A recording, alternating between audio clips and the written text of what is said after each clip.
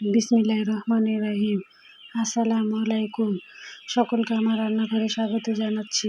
আজকে আমার রান্নাঘরে নিয়ে এলাম কাঁচা আমের টক ঝাল মিষ্টি হালুয়া। এখানে আমি কাঁচা আম দিয়ে সুন্দরভাবে টক ঝাল মিষ্টি হালুয়া করে নিয়েছি। আপনারা এভাবে করে খেয়ে দেখতে পারেন, দারুণ লাগে। কাঁচা আমের টক ঝাল মিষ্টি হালুয়া করার জন্য এখানে আমি কিছু কাঁচা আম নিয়েছি। এগুলো ঝরে পড়া আম, সেগুলো নিয়েছি। এখন আমগুলাকে আমি সুন্দরভাবে কেটে পরিষ্কার করে নিয়েছি। একদম চোখা ছিলে পরিষ্কার করে কেটে নিয়েছি। এখন চুলায় কড়াই বসিয়ে কড়াইয়ের মধ্যে আমি কাঁচা কেটে রাখা আমগুলা দিয়ে দিলাম। দিয়ে সামান্য লবণ দিয়ে এখন আমার লবণ সুন্দরভাবে ছেঁচকি দিয়ে নাড়াচাড়া করে মাখিয়ে নিচ্ছি। এখন পরিমাণ মতো পানি দিয়ে ঢাকা দিয়ে দেবো, যাতে আমগুলা সুন্দরভাবে সেদ্ধ হয়ে যায়। এই যে পানি দেওয়া হয়ে গেছে। কিছুক্ষণ পর ঢাকনা উঠিয়ে এই যে আমার আমগুলা সুন্দর সেদ্ধ হয়ে গেছে। আর যেগুলো একটু গোটা আছে সেগুলো আমি এই যে ছেঁচকি দিয়ে সুন্দরভাবে ভেঙে ভেঙে দিচ্ছি। দেখেন কত সুন্দর সেদ্ধ হয়ে গেছে। ফজলি আম তো।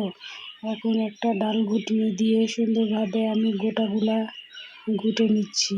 মানে যেগুলো গোটা আছে সেগুলো সুন্দর এই ডাল ঘুটনির সাহায্যে ভেঙে যায়।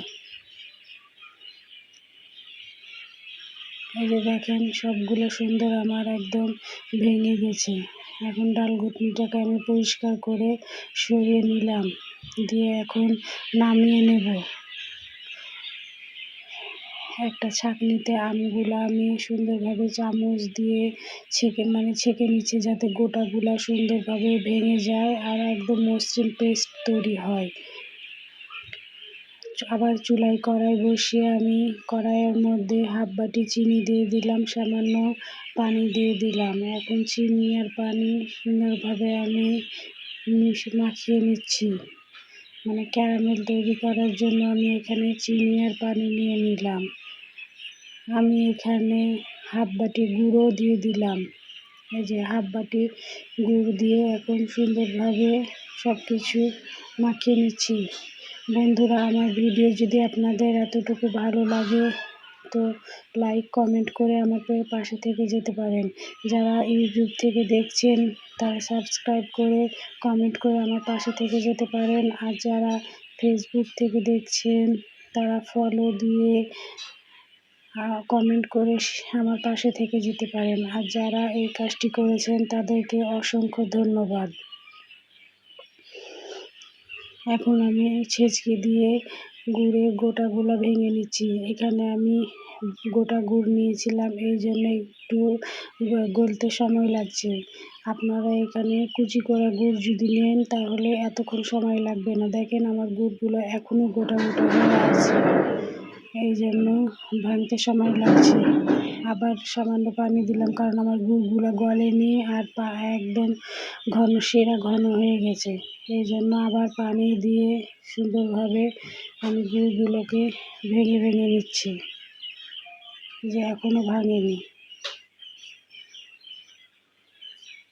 এই যে মোটামুটি এখন ভেঙে গেছে। এখন আমি জাল দিয়ে ক্যারামেলটাকে ঘন করে নেব। পরে যে পানি দিলাম এই জন্য এখন আবার আমাকে নতুন করে জাল দিয়ে ঘন করে নিতে হচ্ছে।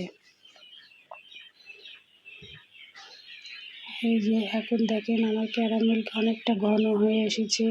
এখন আমি ছেঁকে রাখা আমগুলা এর মধ্যে দিয়ে দিলাম। গামলা মুছে সুন্দরভাবে আমগুলা দিয়ে দিলাম। এখন ক্যারামেলের সঙ্গে আমকে সুন্দরভাবে ছেঁচকি দিয়ে মিশিয়ে নিচ্ছি।